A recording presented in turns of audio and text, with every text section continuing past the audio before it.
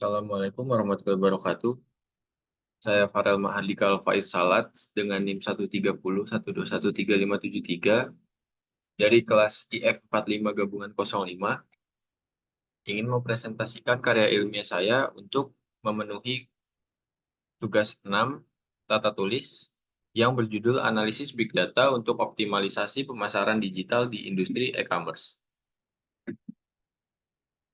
Latar belakangnya, dalam era digital yang semakin maju, industri e-commerce telah mengalami perkembangan yang sangat cepat. Dengan meningkatnya penggunaan teknologi, konsumen memiliki akses yang lebih luas dan fleksibel terhadap berbagai produk dan layanan. Namun, meningkatnya persaingan di industri ini juga memerlukan strategi pemasaran yang lebih efektif dan efisien. Salah satu teknologi yang sangat penting dalam meningkatkan efisiensi dan keefektifan pemasaran digital adalah big data. Rumusan masalahnya, keterbatasan data. Di industri e-commerce, masih menghadapi keterbatasan data yang dapat digunakan untuk meningkatkan efisiensi operasional dan meningkatkan keputusan yang lebih cerdas. Lalu ada keterbatasan teknologi. Industri e-commerce masih menghadapi keterbatasan teknologi yang dapat digunakan untuk mengumpulkan, menganalisis, dan menggunakan data yang tepat. Lalu ada keterbatasan sumber daya. Industri e-commerce masih menghadapi keterbatasan sumber daya, seperti biaya dan waktu, yang dapat digunakan untuk meningkatkan efisiensi operasional dan meningkatkan keputusan yang lebih cerdas.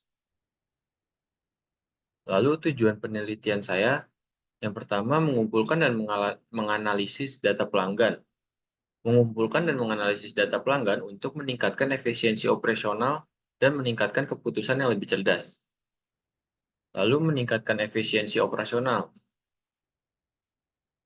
Meningkatkan efisiensi operasional dengan menggunakan teknologi big data untuk mengumpulkan, menganalisis, dan menggunakan data yang tepat.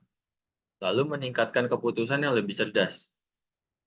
Meningkatkan keputusan yang lebih cerdas dengan menggunakan teknologi big data untuk menganalisis data yang tepat. Rencana kegiatan saya adalah yang pertama mengumpulkan data pelanggan dan data operasional dari industri e-commerce. Lalu menganalisis data pelanggan dan data operasional untuk meningkatkan efisiensi operasional dan meningkatkan keputusan yang lebih cerdas. Lalu mengembangkan model big data untuk mengumpulkan analisis dan menggunakan data yang tepat. Lalu menguji model big data untuk meningkatkan efisiensi operasional dan meningkatkan keputusan yang lebih cerdas. Eh, Kajian pustaka. Yang pertama ada konsep big data. Big data mengacu pada volume besar data yang dihasilkan dengan kecepatan tinggi dan dari berbagai sumber yang beragam.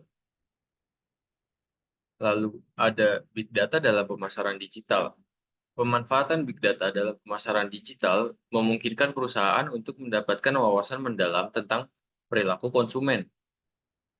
Lalu ada teknologi big data dalam e-commerce. Teknologi seperti machine learning dan analitik prediktif memainkan peran penting dalam memproses dan menganalisis big data. Lalu ada studi kasus penerapan big data dalam e-commerce. Beberapa perusahaan e-commerce terkemuka telah menerapkan analisis big data untuk meningkatkan performa pemasaran mereka. Amazon misalnya, menggunakan big data untuk menyediakan rekomendasi produk yang dipersonalisasi berdasarkan histori pembelian dan pencarian pengguna. Lalu ada manfaat big data dalam pemasaran digital. Manfaat utama dari penerapan big data dalam pemasaran digital meliputi peningkatan efisiensi kampanye pemasaran, peningkatan keterlibatan dan retensi pelanggan, serta penaikan ROI atau Return on Investment. Metodologi dan desain sistem. Penelitian ini menggunakan pendekatan campuran atau mixed method yang menggabungkan metode kualitatif, dan kuantitatif. untuk menganalisis dan mengoptimalkan pemasaran digital di industri e-commerce melalui big data. Misalnya penelitian ini melibatkan pengumpulan data primer dan sekunder. Data primer dikumpulkan melalui wawancara mendalam dengan manajer pemasaran digital, data scientist, dan ahli big data di perusahaan e-commerce. Terkemuka untuk memahami tantangan, kebutuhan, dan praktik terbaik dalam penggunaan big data untuk pemasaran. Desain sistem. Desain sistem ada sumber data yang berisikan internal atau di dalamnya ada data transaksi, data aktivitas pengguna di situs web, data interaksi di media sosial, dan data CRM. Dan ada eksternal yang berisi data dari platform pihak ketiga seperti Google Analytics, data pasar, dan tren industri. Lalu ada platform big data yang berisikan data storage yang menggunakan Hadoop atau Amazon S3 untuk menyimpan volume data yang besar. Lalu ada data processing yang menggunakan Apache Spark atau MapReduce untuk memproses data dalam jumlah besar. Yang ketiga ada analitik dan machine learning yang berisikan data analysis tools menggunakan alat seperti Python, R, dan SQL untuk analisis data. Lalu ada machine learning models yang berisikan implementasi model machine learning seperti clustering untuk segmentasi pelanggan, classification untuk prediksi pembelian, dan recommendation system untuk personalisasi. Lalu ada dashboard dan visualisasi. Menggunakan alat visualisasi seperti Tableau atau Power BI untuk menampilkan hasil analisis secara real-time kepada manajer pemasaran dan pemangku kepentingan lainnya. Lalu ada implementasi kampanye pemasaran yang berisikan campaign management tools yang mengintegrasikan hasil analisis ke dalam alat manajemen kampanye seperti HubSpot atau Marketo untuk pelaksanaan kampanye yang lebih terarah dan personalisasi. Dan ada performance monitoring, sistem pemantauan kinerja kampanye untuk mengukur efektivitas dan mengoptimalkan kampanye secara berkelanjutan.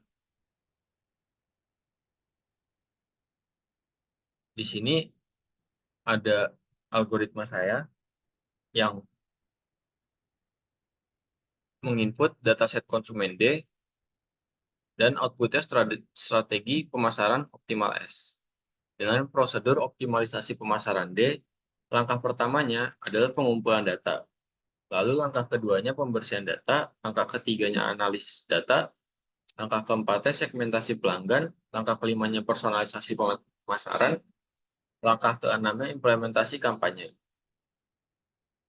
Di sini ada contoh flowchart saya, dan ini daftar pusaka saya. Sekian, terima kasih. Presentasi saya apabila banyak kurangnya, mohon dimaafkan. Assalamualaikum warahmatullahi wabarakatuh.